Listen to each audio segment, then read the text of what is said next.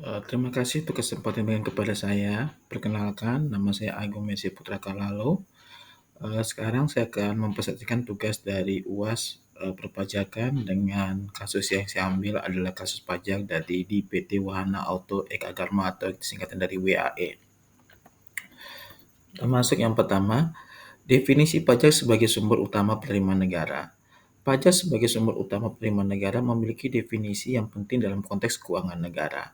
Pajak merupakan instrumen bagi pemerintah untuk mencapai tujuan, baik untuk mendapatkan penerimaan langsung maupun tidak langsung dari masyarakat. Dana yang terkumpul digunakan untuk membiayai pengeluaran rutin serta pembangunan nasional dan ekonomi masyarakat.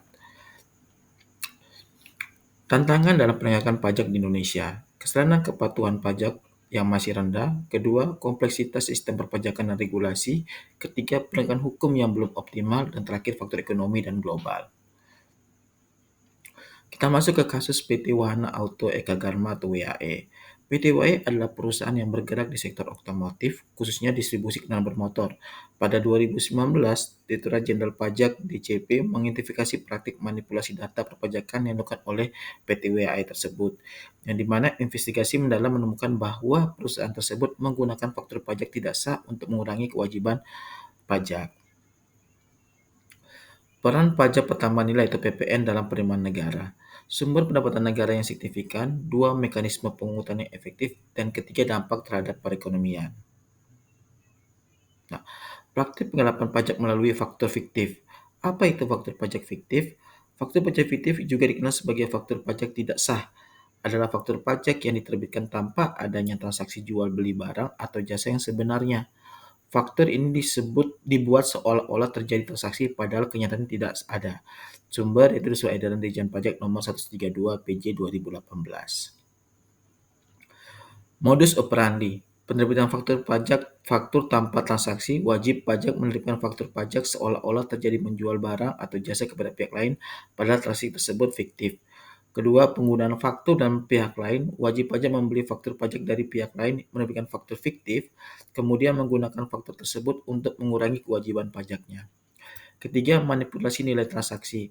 Wajib pajak mencantumkan nilai transaksi yang lebih besar dari yang sebenarnya pada faktur pajak sehingga PPN yang dikreditkan juga lebih besar. Terakhir, transaksi dengan perusahaan bodong. Wajib pajak melakukan transaksi dengan perusahaan yang sengaja didirikan untuk menerbitkan faktur fiktif yang kemudian perusahaan tersebut menghilang. Tujuan penggunaan faktur fiktif. Tujuan utama penggunaan faktur fiktif adalah untuk mengurangi kewajiban pajak yang seharusnya dibayarkan. Dengan mengkreditkan faktur pajak fiktif, wajib pajak dapat mengurangi jumlah pajak pertambahan nilai atau PPN yang harus disetorkan ke kas negara. Dalam beberapa kasus praktik ini bahkan digunakan untuk mengajukan restitusi pajak secara tidak sah. Kronologi kasus. Pertama, awal kasus laporan sesuai data transaksi PTWI pada 2019 dan juga dengan investigasi DJP, audit menemukan penggunaan 1.000 faktur pajak fiktif. Dan terakhir, tindakan hukum penjatuhan sanksi pidana dan denda pada Oktober 2019. Modus operandi PT WAE. 1. Pelindungan faktur pajak fiktif. Kedua, klaim restitusi PPN yang tidak sah. Dan ketiga, transaksi dengan vendor ilegal. Dampak kasus. Yang pertama, kerugian negara, kehilangan penerimaan negara. Kedua, dampak reputasi penurunan kepercayaan konsumen terhadap PT WAE. Dan ketiga, efek sistemik, indikasi kelemahan dalam sistem pengawasan pajak. Analisa kelemahan sistem. 1. Regulasi yang belum sepenuhnya efektif. Kedua, kurangnya pengawasan terhadap faktur elektronik. Dan ketiga, lemahnya penegakan hukum terhadap pelaku penggelapan.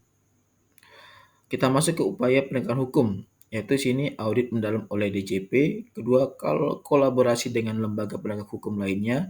Ketiga, implementasi sistem e-faktur secara lebih ketat. Nah, berikut daftar referensinya. Pertama dari Undang-Undang Nomor 42 Tahun 2019 tentang PPN, laporan DJP kasus pajak PT Wahana Eka Marga 2019, dan artikel berita. Oke, demikian presentasi singkat dari saya. Terima kasih untuk waktunya. Terima kasih.